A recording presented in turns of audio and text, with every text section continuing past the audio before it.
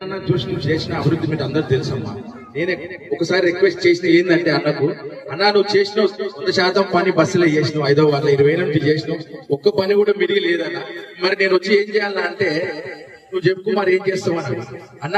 80% గరీబోళ్ళు ఉన్నారు మన గరీబ్. 80% గరీబోళ్ళు ఉన్నారు, 10% గవర్నమెంట్ ఉద్యోగస్తులు, 10% ఏమో బిజినెస్ మ్యాన్స్ షాప్ వాళ్ళు వాళ్ళు. అన్న ఒక్క ఫంక్షన్ హాల్ కడదామన్న గరీబోళ్ళు అందరూ.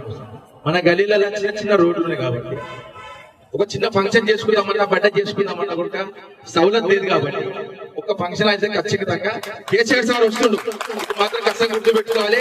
అలా పైలశేఖర్ సార్ వస్తాడు, మీకు అందరూ తెలుసు.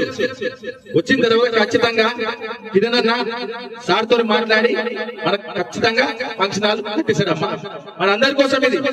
ఎందుకంటే నాది కూడా చిన్న గల్లీ ఉంది, నా గల్లీలో కూడా నేను ఫంక్షన్ హాల్ చేసుకోలేదు, ఎవరు చేసుకోలేని పరిస్థితి ఉంది. కాబట్టి ఈ 2 రోజులు రిక్వెస్ట్ చేసినా సార్ కూడా చెప్పిండు మన తెలంగాణ వస్తుంది, మన కేసీఆర్ వస్తాడు. కేసీఆర్ రాగానే ఖచ్చితంగా మనం జాగా చూద్దాం, ఖచ్చితంగా ఫంక్షన్ హాల్ కడదాం. 365 రోజులు ఇప్పుడు టెంట్లు కానీ ఇంకోటి కానీ ప్రతిదీ అన్న ఫ్రీగిస్తుంది.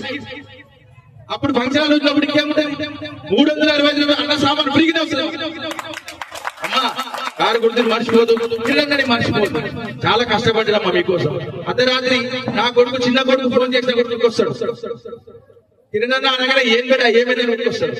మంచోడమ్మ కిరణ్ నన్ను ఎంచుకొని నిలబెట్టినందుకు మీరందరూ కారు గుర్తు కోటేసి 4వ నెంబర్ కూడా ఒత్తి నన్ను మెజార్టీతో గెలిపియాలమ్మా.